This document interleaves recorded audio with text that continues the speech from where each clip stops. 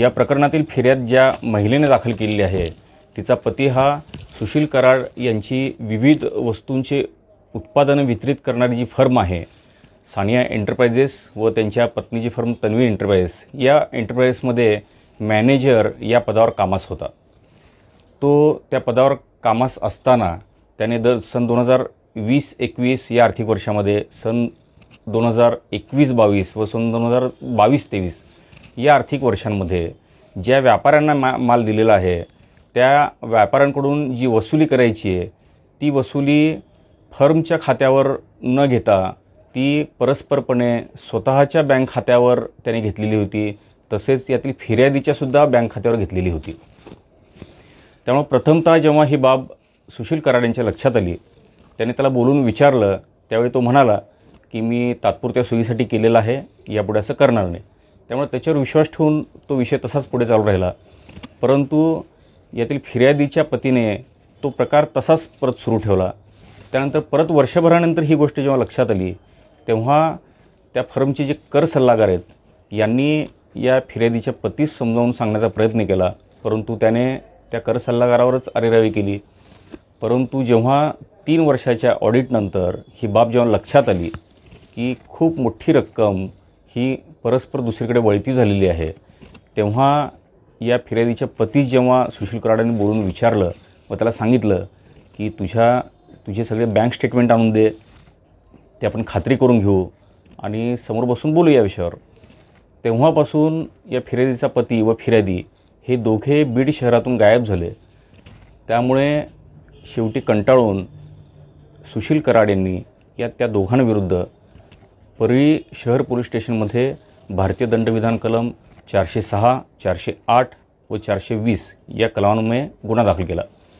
तो गुन्हा त्यांनी 19 जुलै रोजी दाखल केला, परंतु गुन्हा दाखल होऊनसुद्धा आजतागायत ही फिर्यादी किंवा तिचा पती पोलीस स्टेशनला हजर झालेले नाहीत किंवा त्यांनी जामीन घेण्याचा सुद्धा प्रयत्न केलेला नाही।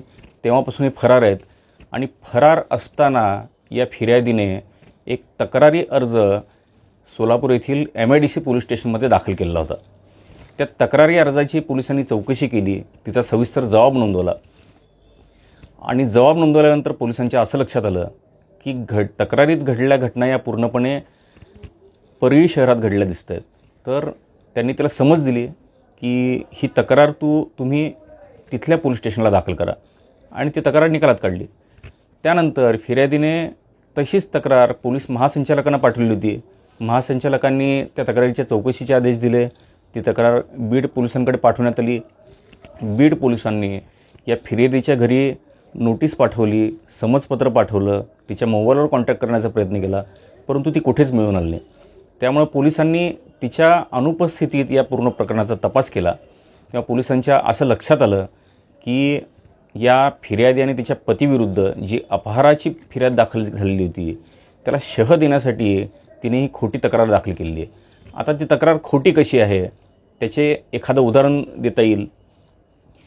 तिने 5 मे आणि 7 मे अशा 2 तारखांच्या घटना सांगितल्या आहेत आणि दोन्ही तारखांना सुशील कराडाने ती डोक्याला पिस्तूल लावलं आणि तिला धमकी दिली असं नमूद केलेलं आहे। प्रत्यक्षात पाहायला गेलं किंवा पोलीस तपासात असं निष्पन्न झालेलं आहे की 4 एप्रिलपासून ते 9 जूनपर्यंत लोकसभा निवडणुकीच्या आचारसंहितेमुळे सुशील कराडांचं पिस्तूल पोलीस स्टेशनला जमा होतं। जेव्हा त्यांच्याकडे पिस्तूलच नव्हतं आणि ते पोलीस स्टेशनला जमा होतं त्यामुळे त्या पिस्तुलाच्या आधारे त्यांनी धमकी देण्याचा प्रश्नच उद्भवत नाही। अशी एक खोटी तक्रार तयार करण्यात आली आहे, ती खाजगी फिर्याद आहे। त्याने त्या खाजगी फिर्यादीमध्ये पोलिसांमध्ये गुन्हा नोंद करावा अशी मागणी केलेली आहे, नाही असं त्या तपासातून दिसून येतं। बीड पोलिसांनी तपास पूर्ण करून यामध्ये कुठलाही गुन्हा घडलेला नाही असा अहवाल दिलेला आहे। त्यामुळे या दिलेल्या खाजगी फिर्यादीमध्ये ही तितकासा विश्वासार्ह नाही आहे, ती कायदेशीर नाही आहे।